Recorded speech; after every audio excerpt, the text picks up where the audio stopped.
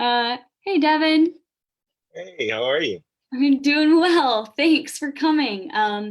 For everyone who's watching right now, this is Athens for Everyone's interview with Devin Pandy, who is running for Congress in Georgia's 9th district. So, Devin, why don't you tell us a little bit about yourself? All right. Well, my name is Devin Pandy.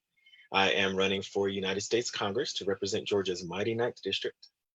Uh, I was born in Belize, Central America. My family immigrated here when I was an infant, and I have lived here all of my life.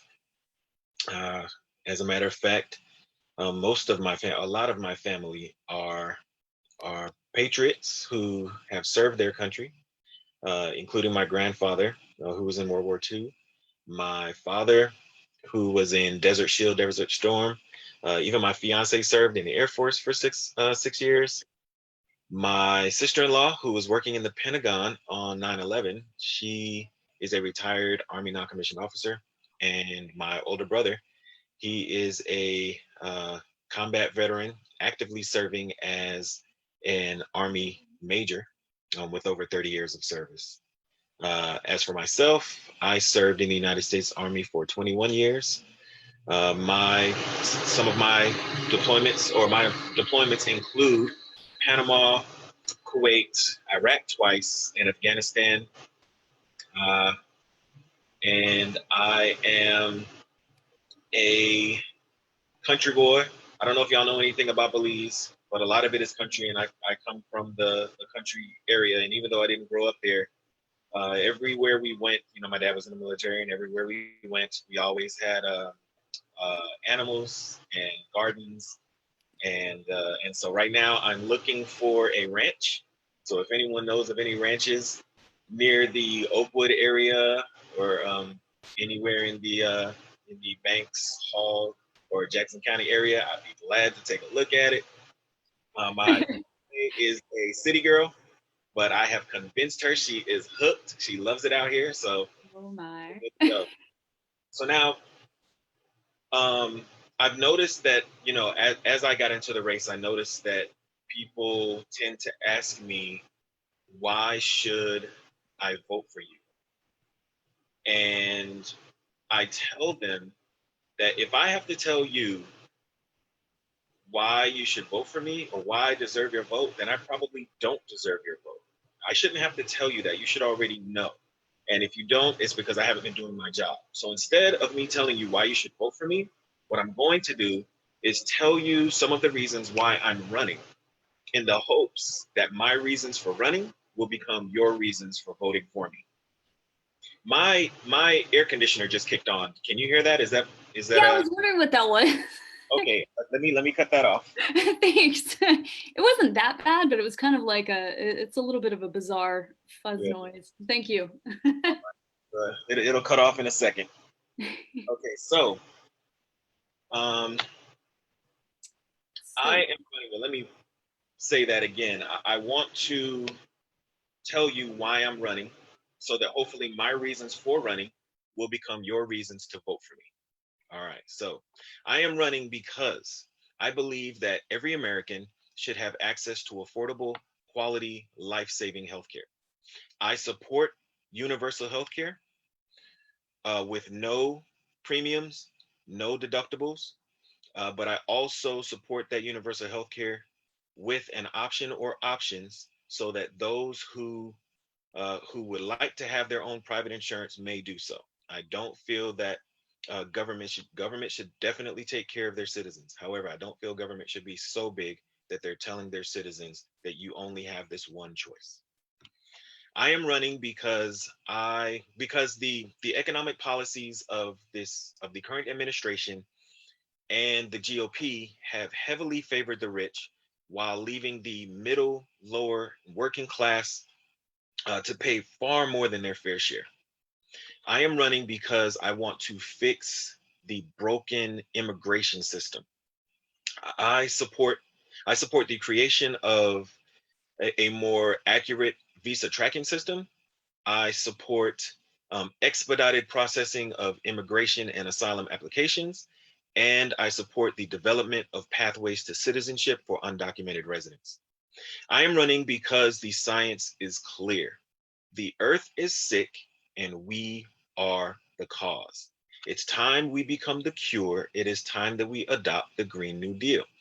Now, if you tell me that there is another option out there, another plan, another framework that's better than the Green New Deal, I will support that as well. Uh, I am running because I support the Constitution of the United States and every amendment therein. This includes the Second Amendment. As with other amendments, and as specifically stated in the Second Amendment, there must be well-regulated guidance that ensures that the exercise of the Second Amendment by one does not encumber the rights exercised by another. The bottom line is we must, no one should own actual military weaponry. There is no need. I am running because many of our current legislators have become complacent. They are comfortable in their seats that they've been in for over a decade or longer, and it seems as if they don't blink at the opportunity to enrich themselves at the expense of their constituency. They do it year after year, and I aim to put a stop to it by pushing for strict congressional term limits. And I know what you're all thinking. Devin Pandy, we love you. We want you in there for as long as you can be. I'm sorry. It applies to me as well. I am running because hardworking Americans deserve commensurate pay. The federal minimum wage of $7.25 has not increased in over a decade, and it must be increased to at least $15. However, a minimum wage is exactly that, a minimum wage. That means that there are places in the United States where you still cannot live off of $15 or $20 an hour. So while we have a federal minimum wage, there should also be a local or regional living wage that is established in relation to the cost of living in that locale or region, and that it is tied to the rate of inflation. Okay, I am running because I believe all Americans should be at liberty to exercise their constitutional right to vote. And I intend to work alongside Stacey Abrams and Fair Fight to ensure that all those eligible to vote can vote, and that every vote is counted. I am running because this is America, where not only are we the home of the brave and land of the free, but also the land of opportunity and equality, where everyone has the God-given inalienable rights to life, liberty, and the pursuit of happiness. I have been retired for 5 years now, but the call to serve my country has remained strong. And that call to duty is now a trifold mission, as I not only continue my oath to support and defend the Constitution against all enemies, foreign and domestic, but also to champion progress for rural Georgia and to restore honor and integrity to Congress. Speaking of championing progress for rural Georgia, something that I did not mention is rural broadband. We need that in some places, that maybe in Athens or Gainesville, you know, they may not feel it that bad, but in the more rural areas, up in Raven, um, it the rural broadband is not good enough. It doesn't reach everyone. We only have one service provider. Right. Rural broadband needs to be offered as a utility, right along with your water, electric, and gas. It needs to be offered as a utility. It needs to be high speed, and it needs to reach every single citizen of the 9th district and all rural areas. Agreed. Yes. So now that I've included that, I just want to say that um, I know that our current representative is not necessarily representative of us. And he has been an embarrassment. And so you'll notice if you go to my website, if you've been to my website, you'll notice that on there, my slogan is restoring honor and integrity to Congress, because that's exactly what I intend to do. Wow. Well, thanks, Devin. Interview over, I guess. That was all the thing. That was a very good summary of all the reasons you're running. And I hope people are paying attention, and hopefully we'll engage you in some more conversation about your ideas. With all of that in mind, and piggybacking off of like one of the last things you said about the broadband internet needing to be a public utility, I think that kind of segues quite nicely into where we are right now with this pandemic, the health and economic crisis that's occurring, and how so many of our flawed infrastructures are being highlighted because of this crisis, including the need for internet. I mean, this wouldn't be possible. People wouldn't be able to know who's running for what. I teach school. I wouldn't be able to talk to my students without internet. And so it's a huge privilege. And what are your ideas about how to expand it? What's the first step in getting that going? The first step in almost anything is funding. And just like how FDR and the Democrats during his term, they proposed the Rural Electrification Act. And that's the same thing we need now. We need a Rural Broadband Act. And I know what people are going to say is that, how are we going to pay for it? That is always the Republicans first. That is always the GOP. I don't want to say Republicans because there are Republican voters out there that don't agree. But the GOP, the first question they ask is, how are we going to pay for it? When the idea for the international highway system was introduced, people thought it was crazy and they thought it would cost too much. And now it has proven to be economical and freeing, and it makes sense now. So much so that no one talks about it anymore. We are born now not knowing about that history. But everything that exists now, there was a first time for it. So that's the same thing with broadband. It needs to start at the federal level. There needs to be funding, but then also with that funding, we need to ensure that that the proper fiber is run. There needs to be a plan. You need to bring in your engineers and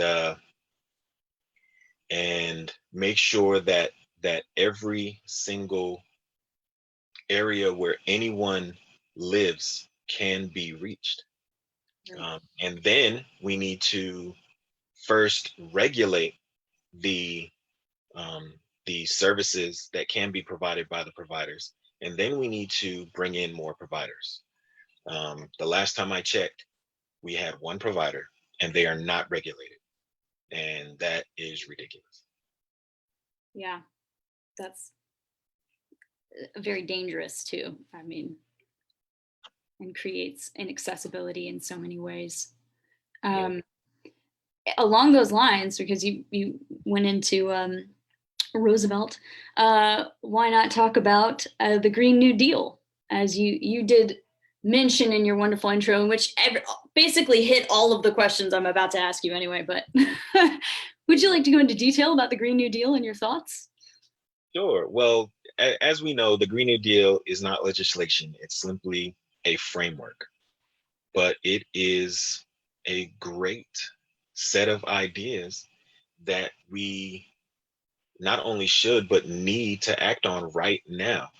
If ExxonMobil would have acted on the information they had 50 years ago, that the continued use of fossil fuels would degrade our atmosphere and our water and everything else, we could have started acting then 50 years ago. Imagine how much further we would be now at renewable energy sources.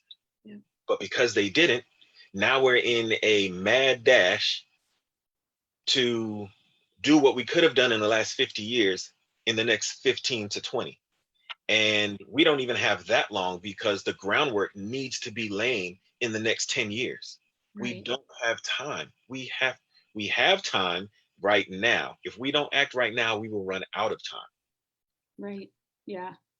That's a great point. And I think being able to emphasize that urgency with which we need to act is one of the hardest things to do, also to convey to people. But it is necessary. We need to move now.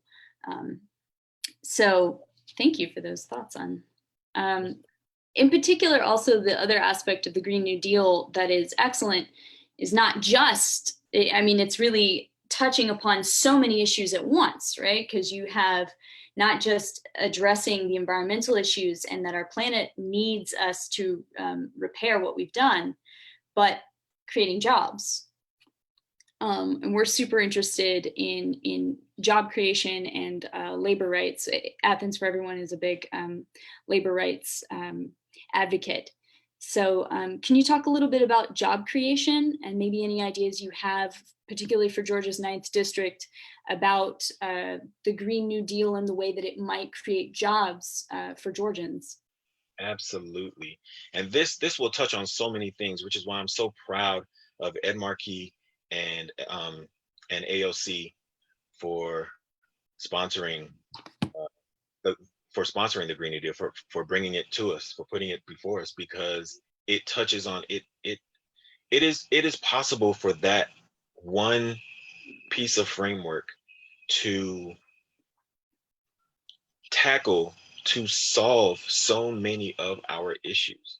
So with the the research and development and implementation of green energy, of clean energy resources, come the opportunity for education, and it comes the opportunity for employment.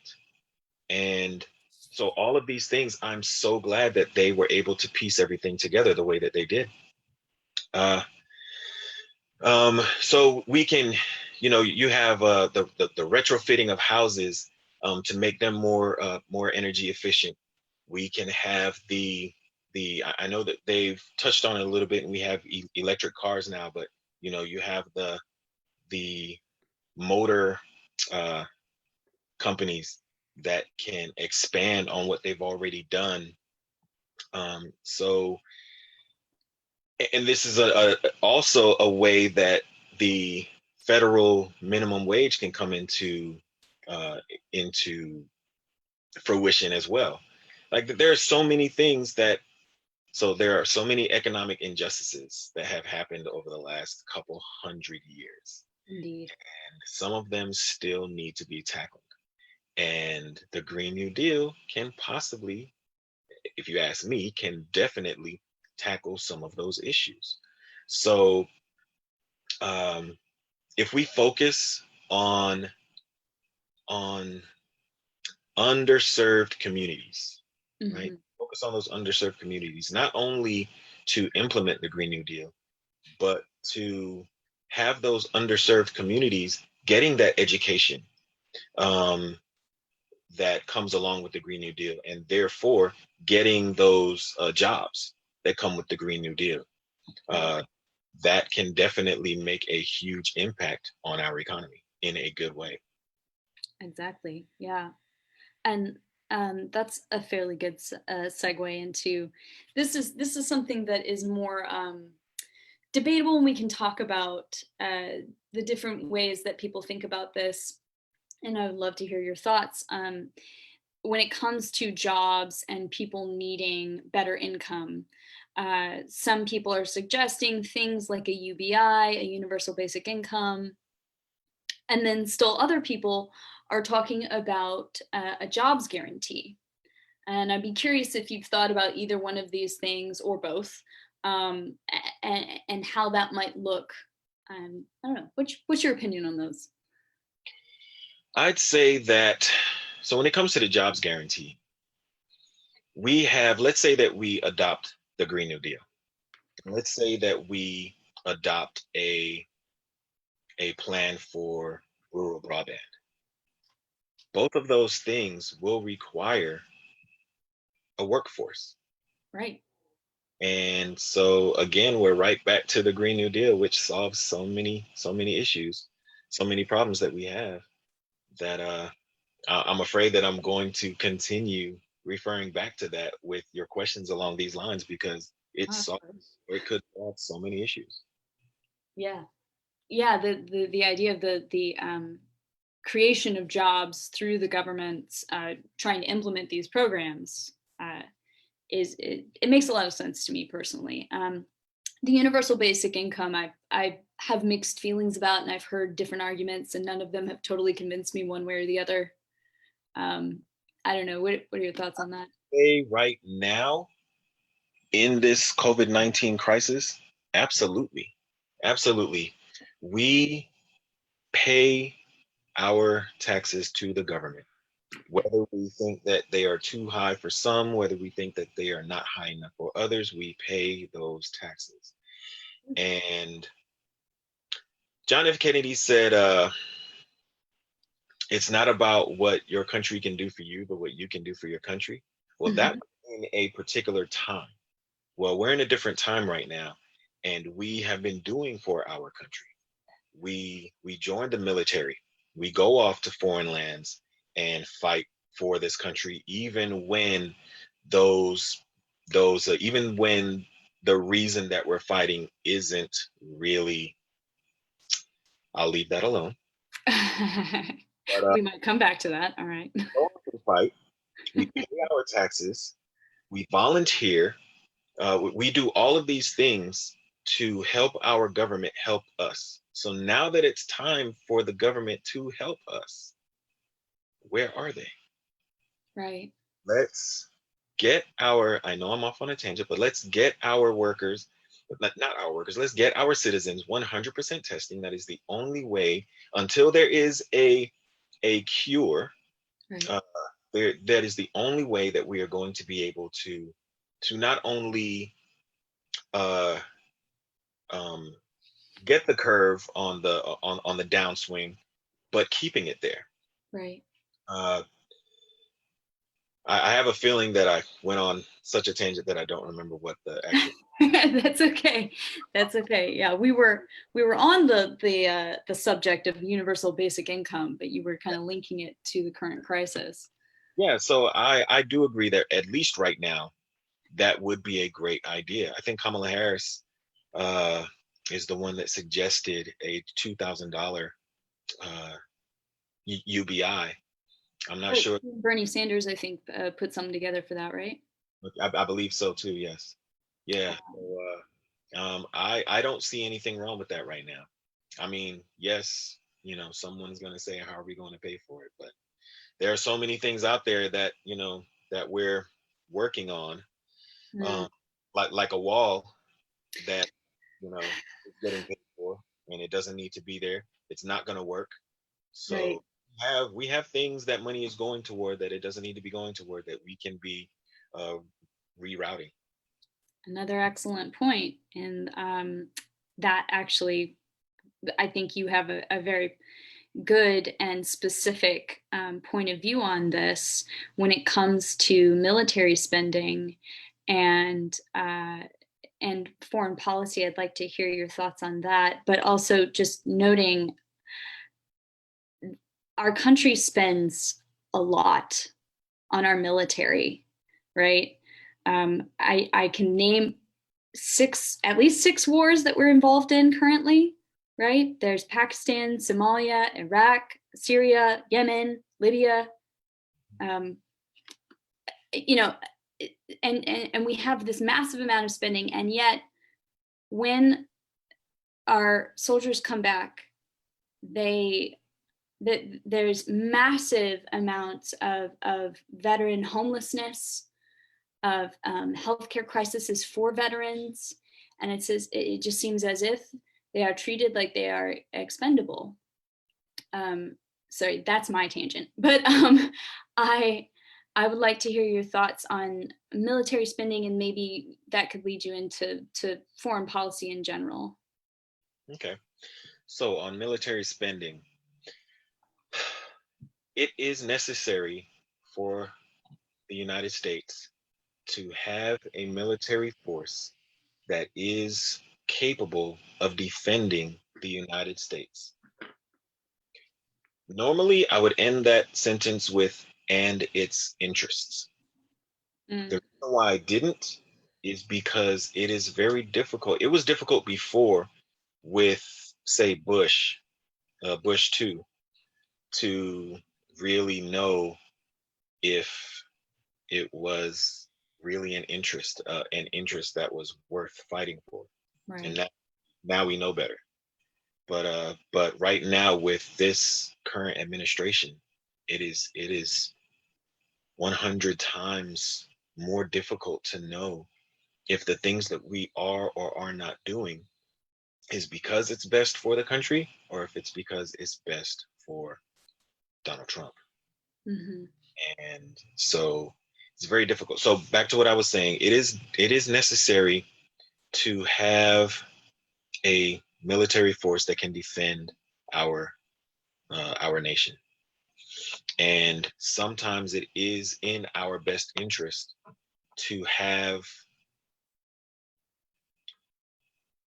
a presence in other areas of the world. That's done for deterrence and other reasons. And I totally get that. I totally support that. I think that almost anything we can do to protect ourselves and to protect others who are too weak to protect themselves is necessary. What I don't feel is that we should just bulk up spending because we think that it's going to get us elected. And then once we're elected, take that same spending that you talked about bulking up and ripping it away from the Pentagon to build a wall. That makes absolutely no sense. And I don't see how anyone cannot see through the facade that is. I don't want to keep talking about it. I'm not going to invoke his name again. Yeah. Yeah. I mean, there just seems also to be this kind of, I mean, neglect for the people who have put their, they believed they were protecting their country or doing the right thing. And things are much better now than, say, after the Vietnam War. Mm. But the fact that we still have Vietnam War veterans who are homeless, and they are, not getting any younger. Right. And so that in itself is just, it's atrocious. Yeah. So, another place where funding and personnel are critical is the VA. And Right. unfortunately, not all VAs are created equally. And so I used to travel an hour and a half to go to my VA in Augusta. Wow. Because this is when I lived down I used to live in Covington for a while. Mm. I would travel back to Augusta instead of going to the VA in Atlanta. And the reason why is because not only had I heard horror stories about the VAs in Atlanta, but my two experiences there convinced me that it was worth my time to travel back to Augusta. The Augusta VA, I have to say, is really good. I mean, the worst thing that I could say about the VA in Augusta is that it takes a while to get an appointment, which I think that's almost across the board for VAs. And that's where the personnel comes in. But but yeah, not all VAs are created equally. And so my team and I are actually we are exploring a legislation proposal to get our homeless veterans the assistance that they need, to get the healthcare that they need, to get the housing that they need, to get the training that they need to support themselves again, and their families, if they have them. And so we're working on that. We're hoping to release that by before the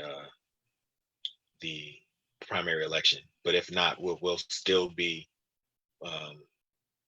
announcing it at some point, probably in mid to late June, if not before the 9th. It's good to hear. Oh, sorry, cat. Yeah, that I'm glad y'all are fighting that fight.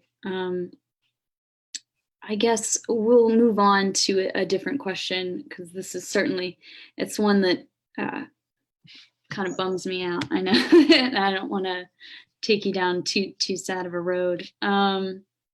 But I wonder about this is a large pivot. Here we go.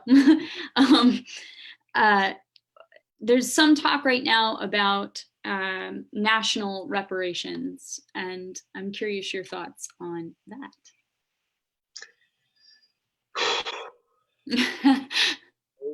Secret. Well, it's still a secret to some, but it is no secret to those of us who have experienced it and those who are sensitive to our experience that the economic downfalls caused by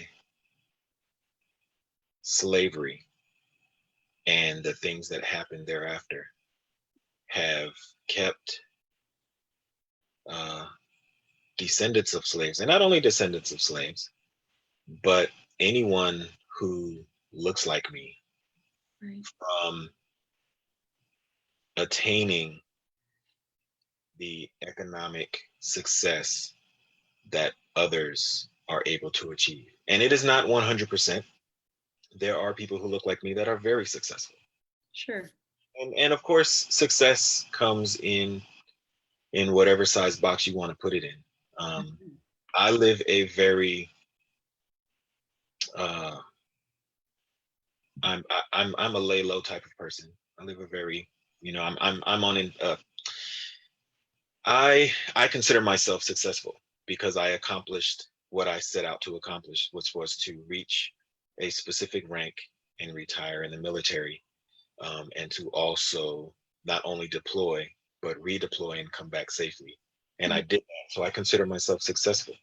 However, I wouldn't consider myself rich or even wealthy.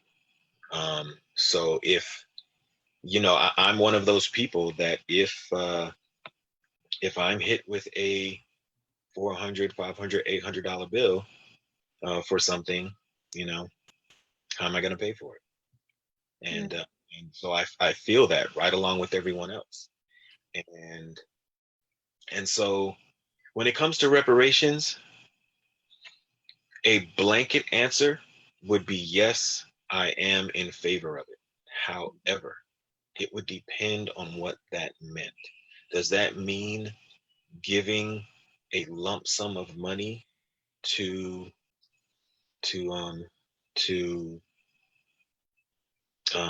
descendants of slaves? I don't know.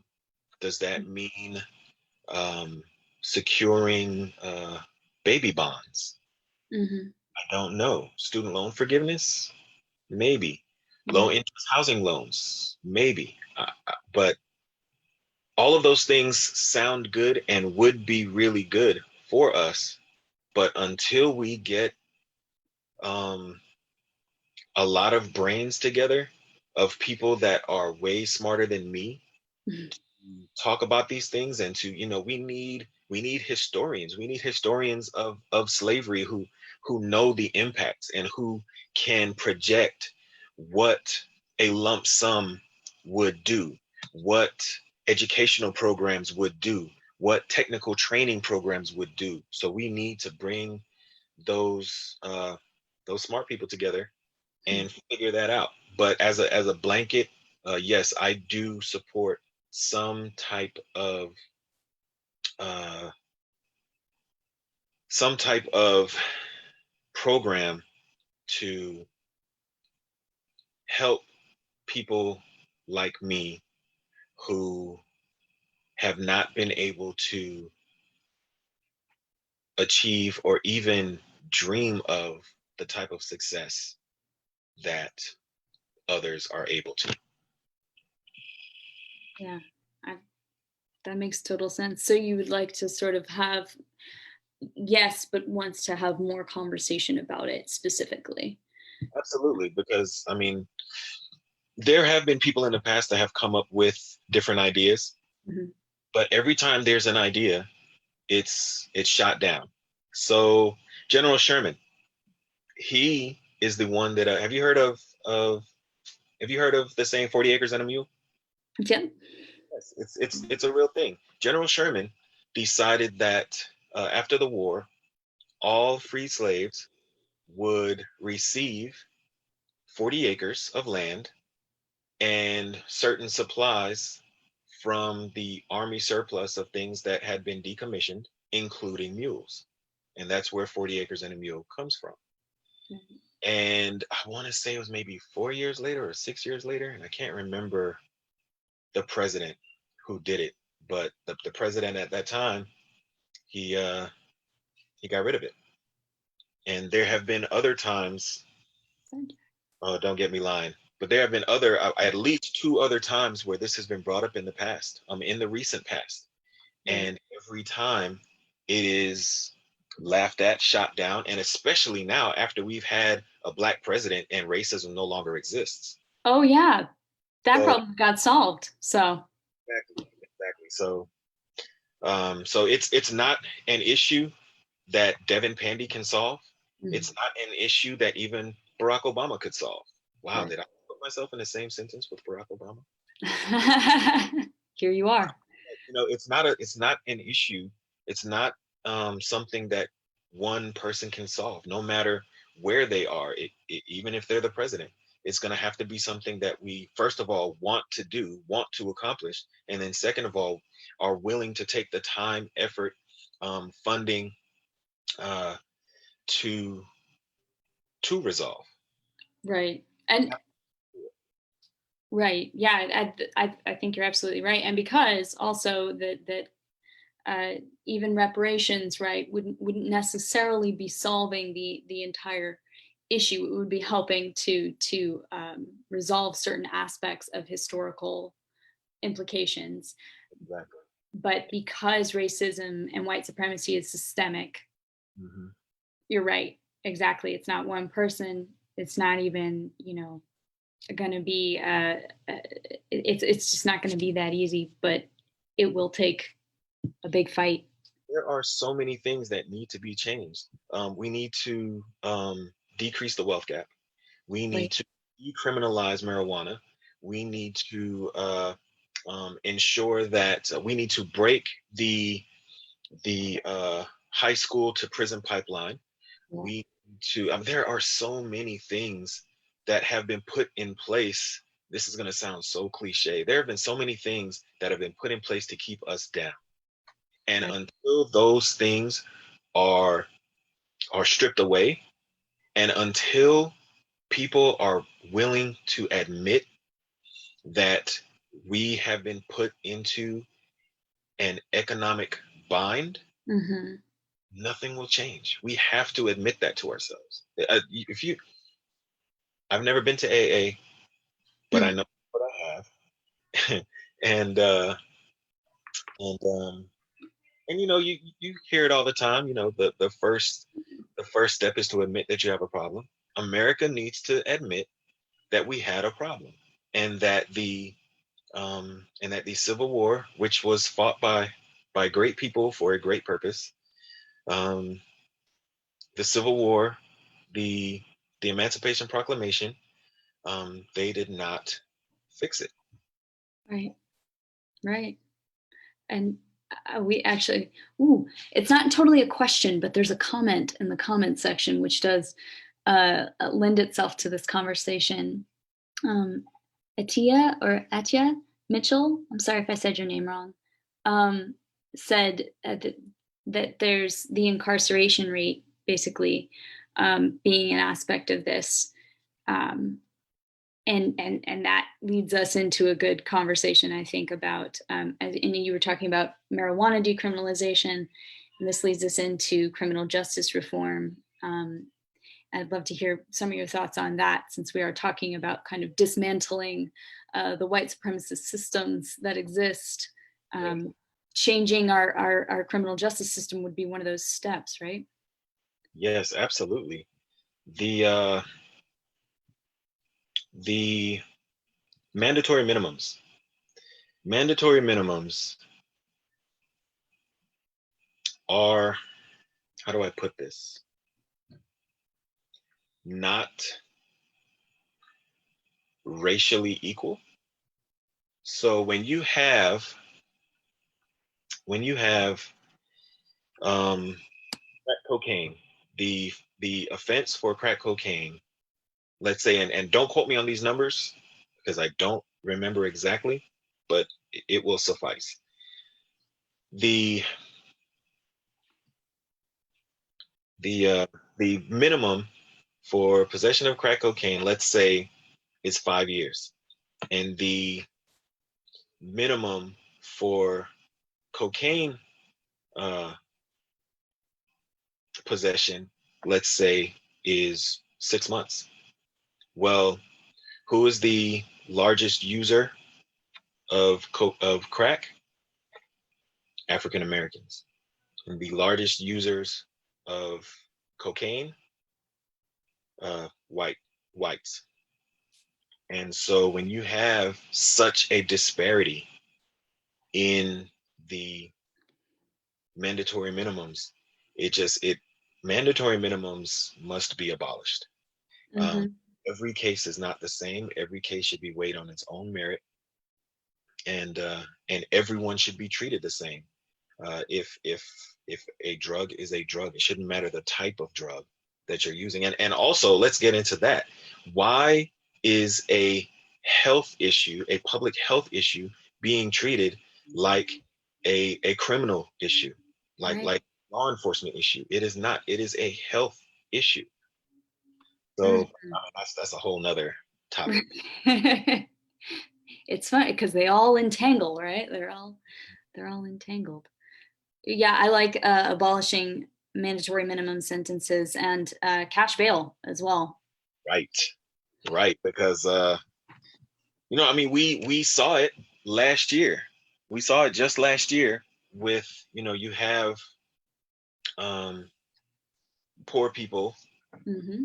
in that get arrested for something, and they are charged, you know, $100,000 bail, Hmm. and I believe it's what, 10%. So they have to come up with $10,000, and who has that kind of money? Yeah. Who does have that kind of money? uh, rich people who can be sentenced for perjury, for lying to Congress, and then get transferred to a different prison because of or not transferred to a different prison, but hoping to get out to be on house arrest because of the COVID-19 issue. These Right. are some real, what's the word I'm looking for? Um, Privilege. You used a good word. I was going to say BS. All right, nice. Yeah, the privilege is just outrageous. It's been happening for so long that we're used to it on both sides. We, as people of color, black and brown, and anyone else who is discriminated against, we're used to being thrown in jail for small petty crimes. Not saying that there shouldn't be a punishment for those things, but we're used to being thrown in jail, having large large bail, and and conversely, rich white men are used to doing whatever they want to do and Mhm. getting out of it. They're used to hiring people to work on to build their buildings and then not pay them, and then just pay ridiculous amounts of money to take them to court. And it stays in court for so long, and it costs so much that those people that were hired in the first place can't afford to stay in court, and so now that person doesn't have to pay them. Right. You know, so I don't think that that, and there are a lot of things. There are many things that need to be that the that that bridges the gap in wealth in negative ways. Right. Right. Like, Yeah. you mind if I go off on a tangent? Yeah. Oh, please go on. Like um, running a race, right? You have everyone, both parties have people who do this. They get in bed with corporate PACs who provide them money in exchange for either voting for or voting down specific legislation that either um, helps or does not help them business wise or personally or both. And so they take this money, and even before you are elected, you may have some of those groups contact you offering money to help you get elected, in the hopes that you will, you know, once they've scratched your back, then you will scratch theirs. And Mhm. it's not fair to those of us who refuse to take corporate PAC money and have grassroots campaigns. And we're getting these small donations, which is wonderful because it lets me know that the people believe in me.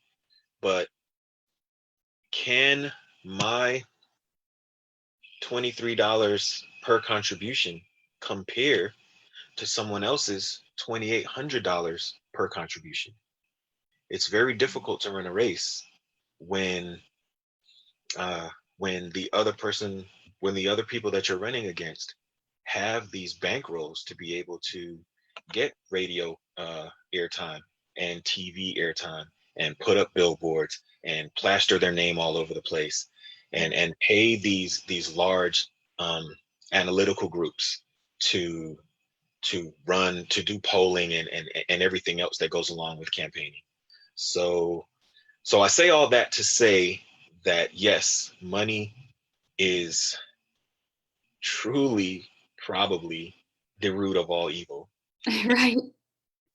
and it needs to be regulated in certain mediums like campaigning. Right. Yeah, you've rolled us right into another good subject, which is about elections and voting rights and things like that. I was saying I watched your debate with the Athens Clarke County Democrats, and you were unafraid to mention the differences in the campaign contributions between you and your opponent, which I thought was awesome. For one thing, um, I'm constantly trying to get better about being too nice. Like, politeness culture, it does us damage actually. And not to say you were being impolite, but you were being, blunt and truthful. That you were like, my opponent has a bunch of like big spender uh, people, but just a few, versus you who has many, but they're smaller contributions.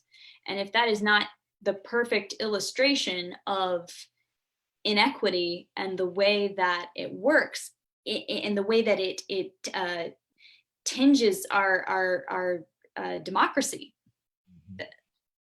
that Yeah, to me, the campaign contributions is a perfect example.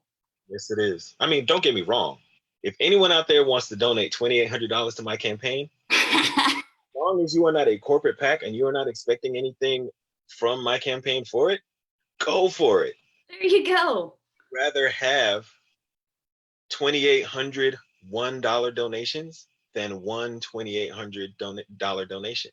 Uh, Right. so when I was approached to run, and I was reluctant at first until I realized that we didn't have anyone running that I could support.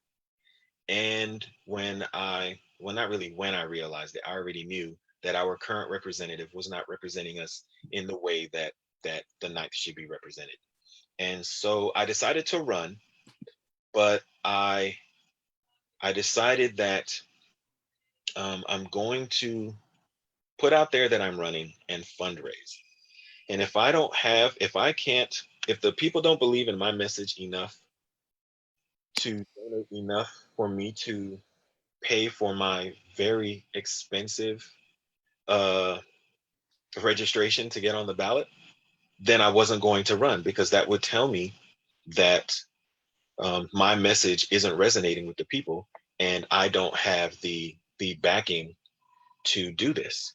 Right. Well, by the time it came, by the time came to register, I had 3 times the amount that I needed to register. And that was overwhelmingly wonderful. Right now, I have over 700 individual contributions. And what I was saying the other day, um, on the other debate that you're talking about, is because my opponent, he mentioned that he's outraised both of the other candidates, which he has. But when when you raise that, it's important to know that yes, you've raised more, but as of the last filing, the FEC filing, Mhm. I had over 600 individual contributions. Wow. That candidate had less than 20. Yet Whoa. he raised me. And so I figured that needed to be said, because who has if there's anyone who the people have shown they support so far, it is me. And I hope that those individual contributions translate into uh, 10 times the amount of votes. I do, because if it translates, then that means I will be going to the general on November 3rd. That would be awesome. Yeah. Um, we're coming up on our 6 o'clock deadline to end here, but we've covered so many good things. Um, and I like that, really kind of to me, I'm drawing out a theme of so much of what you've talked about really is the way in which money and inequality affects all aspects of our society. And it's really done damage, and there's ways in which we can change that, we can alter it. And you mentioned some great things like jobs and getting a Green New Deal, and potentially universal incomes, especially during this kind of crisis, and the way in which we can reform our criminal justice system to help free people who are so unjustly kept in cages and kept from voting. Oh, I didn't ask you. What do you feel about incarcerated people being able to vote, or well, felons being able to vote? All right, so this is something that I had to do a mind switch on, and it's because of conditioning. Uh-huh. I have been conditioned to think that anyone who has been convicted of a federal crime is not eligible to vote, and it was well into my adult my adult life that I realized why that came about. Of course, Okay, so slavery ended, but but some people did not like that, and they needed another way to get cheap or free labor. That's right. In come the private prisons and the laws justifying them locking up the same people that were just released from slavery. Hmm. And so, if those people who are now citizens, who are no longer um, three-fifths of a man, but are now a whole, and they can vote, they may vote out the people who are making the laws that are locking them up. So, of course, you don't want those people to be eligible to vote. So, you change the law saying that anyone who is convicted of a federal crime cannot vote. That is wrong. Being locked up in being convicted does not strip away your nationality. It does not strip away your citizenship. If it does, then you should be deported. I don't know where to, but you should be deported somewhere. But why are you not deported? Because it does not strip you of your citizenship. If you are still a citizen, you should get a vote. Strong words. um, right. Well, with all of that awesome content that we got, uh, thank you so much, Devin, for giving us so much of your time and your thoughts. I really appreciate the way that you're able to really kind of thoroughly think out so many of these things that are so complicated. Um, would you like to say anything you feel like we didn't touch upon that you wanted to, or just give us another eloquent closing statement? Well, I will say that um, I do believe that my experience in this life, I am 46 years old. I am 46 years young. I'm not old yet, and and I believe that my unique experiences have led me to where I am today. I, like I said before, I spent 21 years in the military. I retired as a chief warrant officer, and I'm very proud of that legacy. And I was very proud then to serve my country, and I will be very proud now to serve the mighty Ninth. It's why I'm here. I do believe that I am uh, I am qualified. I am driven. I am passionate, and I am I am really, especially here in the Ninth, I am in a unique position to actually have been through and am able to feel and empathize with what the people of the Ninth are going through.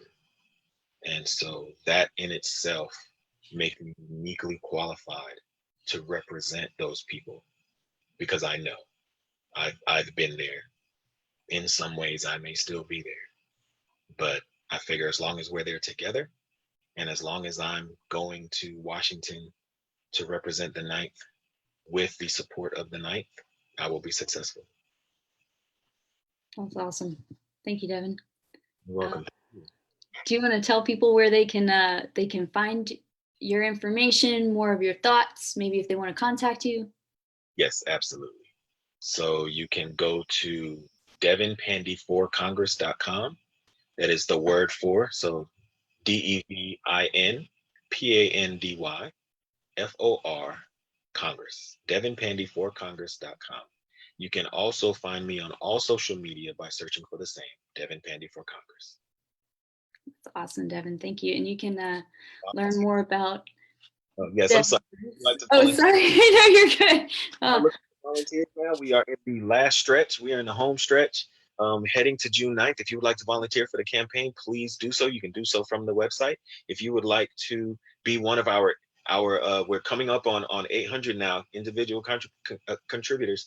If you would like to be one of those, please feel free to go to the website and donate.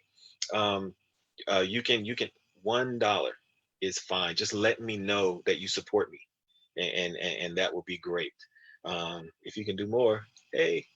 Um, and uh, and Okay, I think that was it. I think that was it. I think Okay, we got your contact info, where people can look you up. These looking for volunteers, last minute donations here. oh, you want to say something? Yes, I'm sorry. No, you're Okay, good. this is very, very important. Right now, Hall County is in the at least the top 10, but I think it's actually number 5 in the nation's um, fastest growing hotspots for COVID-19. Yesterday, I held a press conference, a digital press conference, and I announced the Essential Workforce Protection Act, calling for 100% testing of our essential workforce, calling for paid sick leave, calling for the personal protective equipment that they need. This is very important, and it's not only me calling for these things. Um, we have 2 state legislators that are also signing on to this, and they will be presenting it at the next session of the Georgia legislature in June. So that is very important. So I just wanted to make sure that I get that out there. Oh, that's great. Is that it? Is the press conference that you held, is that available somewhere or on your website or? It not yet, not on the website. We are still trying to get it out to all of the news media. As soon as we get it out to all of them, then we'll be posting it ourselves as well. Awesome. Okay, so people can look out for that. All right. Well, thank you so much, Devin. Thank you guys who tuned in to watch. Thank you, Atia, for giving good commentary. And if y'all want to learn more about the election that's coming up June 9th, you can look it up on athensforeveryone.com. And we really, really appreciate your time, Devin. So thank you so much. I appreciate this. Thank you very much. Thank you.